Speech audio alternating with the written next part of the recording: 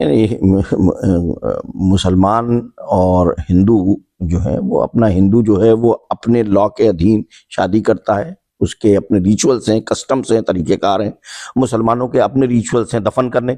अब आप हमसे कहिए कि कल हम दफन नहीं करेंगे, जो एक प्रथा होगी यहाँ के अंदर मरने के बाद, तो क्या आप आगे आने वाले वक्त के अंदर ये कहेंगे कि अब मुसलमान को जलाया जाएगा? विचारों के खिलाफ है, ये हमारे अकीदे के खिलाफ है, ये हमारी आस्था के खिलाफ है, ये हमारे भविष्य के खिलाफ है।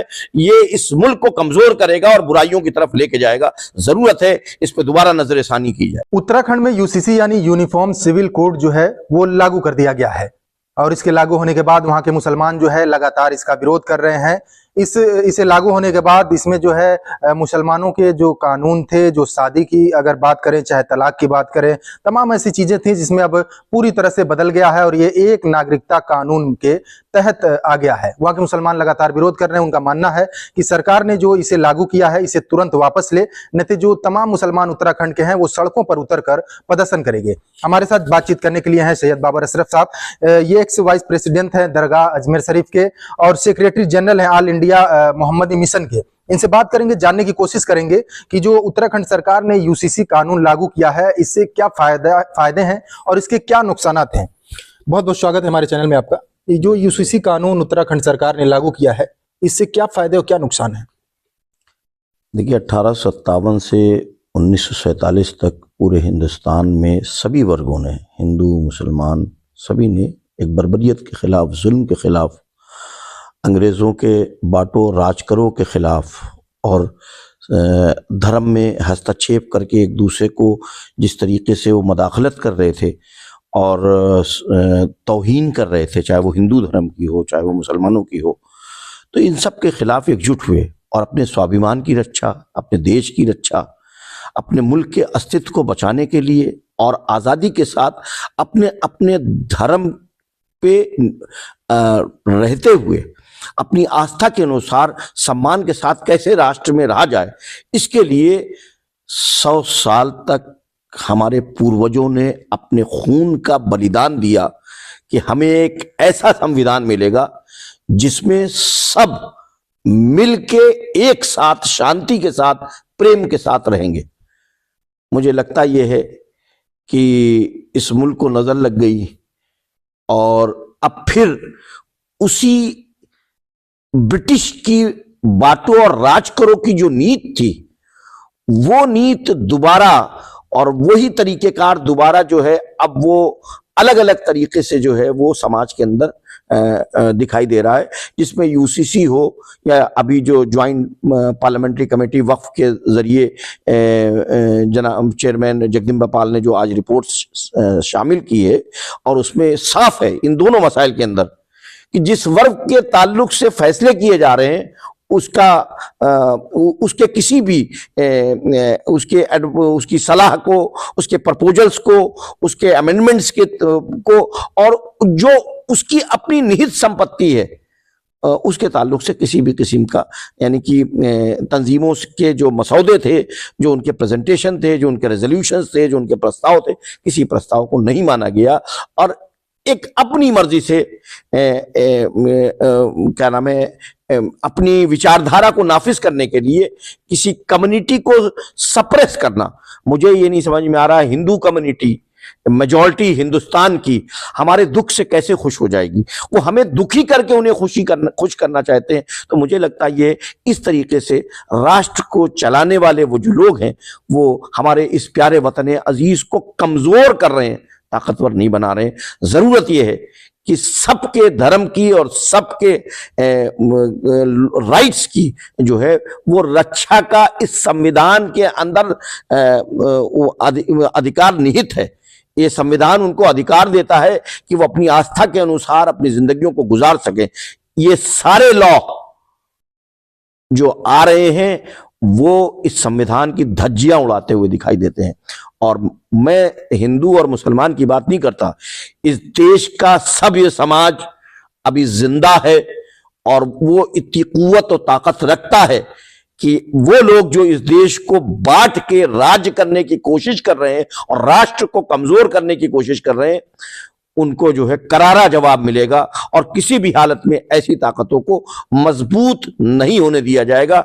मुसलमान, हिंदू, वो तमाम दलित, पिछड़ा सब एक होगा और वो अपने राष्ट्र की तरक्की में हिस्सा लेगा, एक होगा और एक होके बाहर की ताकतों से और अंदर की ताकतें जो इस देश को खोखला कर रही हैं, कमजोर करने का काम कर रही हैं, उनका जो है हर तरीके से जवाब दिया जाएगा। बिल्कुल, जो शरिया कानून है वो 14 साल पुराना है।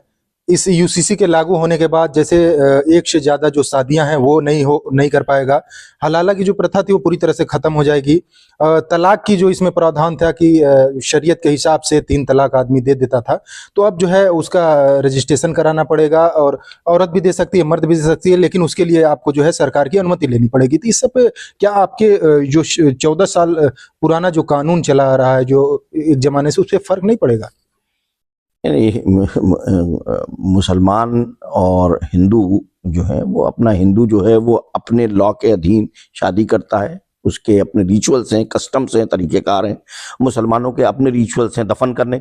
अब आप हमसे कहिए कि कल हम दफन नहीं करेंगे, जो एक प्रथा होगी यहाँ के अंदर मरने के बाद, तो क्या आप आगे आने वाले वक्त के अंदर ये कहेंगे कि अब मुसलमान को जलाया जाएगा? तो जो भी चीजें, हाँ, अगर किसी को हमारे तरीकेकार से, किसी समाज को हम उसके सेंटिमेंट्स को हर्ट कर रहे हैं, हमारे कर्तव्य से, हमारे तरीकेकार से किसी की आस्था को ठेस पहुंचता है, तो वहां पे ऑब्जेक्शंस जो है वो लाजिम है। लेकिन ये आप जो समाज जिस चीज को प्रैक्टिस कर रहा है उसके खिलाफ आप जो है वो लॉ ला के उसको इन्फोर्स करने की कोशिश कर रहे हैं, यानी कि उसकी आत्मा के ऊपर जो है आप कानून के जरिए जो है वो अंकुश लगाने की कोशिश कर रहे हैं, जो नामुमकिन है। हम अल्लाह को एक मानते हैं, इसको बदला नहीं जा सकता। रसूल को हम उसकी अताअत करते हैं, इसको बदला नहीं जा सकता। कुरान हमारी किताब है, हम उसको फॉलो करते हैं, इसे बदला नहीं जा सकता। संविधान की और भारत की हम इज्जत करते हैं, इसे बदला नहीं जा सकता। तो हम इस देश के लिए कुर्बान होने के लिए कल कुर्बानी दी, आज कुर्बान होने के लिए तैयार है और कल भी कुर्बानी देंगे, इसको बदला नहीं जा सकता। तो देश की आस्था और हमारा अपना जाती रहने का तरीकेकार, इसको आप ये जो हमारी मानना है, जो हमारा तरीकेकार है, उसको आप इस लॉ से आप हमारे रोजमर्रा की जिंदगी पे हस्तक्षेप करके आप हमें बागी बनाना चाहते हो। हम बागी नहीं बनेंगे। हम इस देश में मरना पसंद करते हैं और इस देश की मिट्टी में मिट जाना पसंद करते हैं, जो हमारे असलाफ का तरीका रहा। हम अगर कोई भी ऐसी चीज होगी तो उसके खिलाफ खड़े होंगे, पूरे हिंदुस्तान को एकजुट करेंगे और ऐसे कोई भी कानून जो बर्बरियत पे मुबनी हो, जो इंसाफ के खिलाफ हो, जो अधिकारों को छीनने का काम कर रहे हैं, जो इंसानी हुकूक को सलब करने का काम कर रहे हो, वो चाहे दलित के ऊपर हो, चाहे वो हिंदू के ऊपर हो, चाहे वो मुसलमानों के ऊपर हो, जात बिरादरी से ऊपर उठ के कल भी लड़ाई लड़ी गई थी, आज भी लड़ाई लड़ी जाएगी। और हम इस मुल्क में किसी ऐसी चीज को पार्लियामेंट के जरिए या आप विधानसभा के अंदर इस किस्म की कोई चीज अपने मर्जी से पारित करके आप किसी पे इम्पोज कीजिए, किसी पे जबर कीजिए, जाति कीजिए, इसका अधिकार हमारा संविधान नहीं देता। ये जो भी कानून बनाए जा रहे हैं या जो भी कानून बनाने के प्रस्ताव रखे गए हैं, ये सब के सब संविधान के खिलाफ हैं और संविधान की धज्जियां उड़ाते हुए दिखाई देते हैं। थोड़ा सा ये समझने की कोशिश करेंगे कि जो वक्फ बोर्ड में सरकार जो है संशोधन की बात कर रही है, तो ये सबसे पहले तो ये समझते हैं कि ये वक्फ बोर्ड क्या है और अगर इसमें संशोधन होता है तो इसके क्या नुकसान होते हैं। वक्फ, बहुत सीधी सी बात ये है कि वक्फ ये होता है कि हम अपनी जाती संपत्ति को, जो मिल्कियत होती है, हमारे यहाँ आस्था ये है कि हम मरने के बाद हम जब तक अगर हमने अपनी जिंदगी में किसी संपत्ति को, किसी चीज को दान में दिया है और उसको अल्लाह की राह में दिया है, तो हमारी आस्था ये है कि जब तक उससे नेक काम होता रहेगा, यानी कि उस जगह को जो दिया गया है वो नेकी के लिए दिया गया है। जैसे हम किसी को कुआं दे देते हैं कि और ये कहते हैं कि यहां से राहगीर आके इस कुएं से पानी पीता रहेगा और ये हमारी संपत्ति में आता है और हम इसको दान में देते हैं, यहां से आने वाले हर हिंदू, मुस्लिम, सिख, ईसाई अब इस कुएं से पानी पी सकता है। तो जब तक वो कुआं रहेगा, उस पर राहगीर आके पानी पीता रहेगा, हम जिंदा है तो भी हमें सवाब मिलेगा और हम जब इस दुनिया से रुखसत हो जाएंगे तो भी उस वक्त तक हमें सवाब मिलता रहेगा। इस नजरिए के साथ हम जो है संपत्तियों को वक्फ करते हैं, जिससे नेकी बंद ना हो मुस्तकबिल के अंदर और नेकी करने का अमल लोगों के अंदर वो जज्बा जायज है। इस जेपीसी के जरिए मुझे लगता यह है कि आप लोगों को नेक काम करने से रोक रहे हैं। आप लाइसेंस दे रहे हैं कि क्या नाम है, शराब के दुकानें खोले जाएं। आप जो है बुराइयों के जगह जगह के ऊपर जो है वो सेंटर्स खोल रहे हैं, बार सेंटर्स खोलवा रहे हैं आप जगह जगह के ऊपर। आप जो है वो अलग अलग किस्म के जो है बुराइयों के गुटखा और पान हर सबको सर्टिफाइड कर रहे हैं आप। और वो जगह जहां से लोगों को बुराइयों से रोका जाता है, उन सेंटर्स के ऊपर कानून ला के बंद करने, उसको रोकने और उसको घृणा के सेंटर्स बनाने का आप काम कर रहे हैं। तो इसको सोचने की जरूरत है कि कैसे राष्ट्र की आप अब रचना करने का विचार कर रहे हैं। क्या जिसके अंदर नफरत हो, क्या जिसके अंदर एक दूसरे के लिए घृणा हो, या वो राष्ट्र जिसको गरीब नवाज ने पसंद किया था, जो जो जो भाईचारे पे मुबनी हो, जो मोहब्बत पे मुबनी हो, जो इंसानियत पे मुबनी हो, जो एक दूसरे का ख्याल करता हो, जो एक दूसरे के दुख सुख में शरीक होने का जज्बा रखता हो। तो हम उसी भारत को जानते हैं जिसको जो गरीब नवाज ने हमें दिया, जिसमें सबके लिए इज्जत हो, जिसमें सबके लिए सम्मान हो और जिसमें सब अपनी अपनी धर्म की आस्था के अनुसार इस मुल्क के अंदर रह सके। जेपीसी की जो भी रिपोर्ट सबमिट की गई है, ये जबर है, ये जाती है, ये जुल्म है और इसको किसी भी हालत में किसी भी वर्ग का इंसान और कोई भी जो हल्की सी भी फिक्र और सोच रखता हो, ये जान जाएगा कि ये राइवलरी में किया गया है, ये मुखालफत में किया गया है।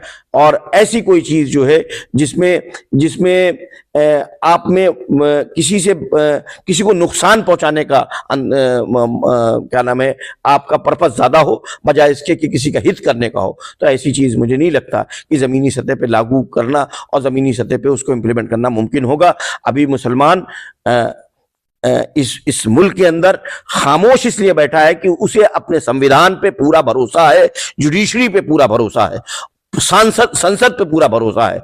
हम अभी देख रहे हैं अपने कि इसमें जरूर जो है कोई ना कोई ऐसा कदम होगा जिससे जो है वो सबको अपनी आस्था के अनुसार रहने के लिए, जैसे पहले हमें अधिकार प्राप्त थे वैसे आगे भी होगा। ये तो जेपीसी के जरिए हमारे अधिकारों को छीनने की कोशिश की जा रही है, तो ये छीनने के लिए हम लग रहा है ज्वाइंट पार्लियामेंट्री कमेटी बनी है, ना कि हमारे अधिकारों की रक्षा के लिए। तो जब हम जिसने दान दिया है, जब हम ये कह रहे हैं कि ये जो भी प्रस्तावना पेश की गई है और जो जेपीसी ने जो अमेंडमेंट्स करके और जो इसको पारित करने का प्रपोजल दिया है, ये हमारे विचारों के खिलाफ है, ये हमारे अकीदे के खिलाफ है, ये हमारी आस्था के खिलाफ है, ये हमारे भविष्य के खिलाफ है, ये इस मुल्क को कमजोर करेगा और बुराइयों की तरफ लेके जाएगा। जरूरत है इस पर दोबारा नजरसानी की जाए। तो ये थे हमारे साथ सैयद बाबर अशरफ, जो एक्स वाइस प्रेसिडेंट दरगाह अजमेर शरीफ के हैं। इनका साफ तौर पर कहना है कि जो ये कानून लाया जा रहा है, ये सिर्फ और सिर्फ जो है लोगों के आस्था के साथ जो है खिलवाड़ किया जा रहा है, क्योंकि चाहे हिंदू हो, मुस्लिम हो, सिख हो, ईसाई हो, सबको अपने धर्म के अनुसार यहाँ रहने की अनुमति जो वर्षों से चली आ रही है, वो उनसे छीनने की कोशिश नहीं किया जाए। यूसीसी के बारे में थोड़ा सा आपको बता दूं कि यूसीसी जो सिविल कोड जो लागू किया गया उत्तराखंड में, इसमें अगर हम मुसलमानों की बात करें तो जैसे मुसलमान एक से ज्यादा शादियां करता था, तो इस पे पाबंदी लगेगी, एक से ज्यादा मुसलमान शादी नहीं कर सकता। और अगर कोई भी मुसलमान चाहे वो किसी बच्चे को गोद लेना चाहता है, तो वो अपने ही धर्म में ले सकता है, वो किसी और धर्म के बच्चे को गोद नहीं ले सकता है। इसके अलावा कई ऐसी चीजें हैं, 3 तलाक है, हलाला है, कई ऐसे मुद्दे हैं जिसमें इसको यूनिफॉर्म सिविल कोड में रखा गया है। तो कहीं ना कहीं इससे जो है तमाम मुसलमान जो है उत्तराखंड से लेकर पूरे देश में जो है रोष है। तमाम देश से इसकी प्रतिक्रियाएं आ रही हैं, क्योंकि उत्तराखंड पहला ऐसा राज्य है जहां पर यूनिफॉर्म सिविल कोड जो है लागू किया गया है। और अब ये भी बात कही जा रही है कि इसे जो है पूरे देश में लागू किया जाना चाहिए। आसिफ खान, न्यूज़4नेशन, लखनऊ।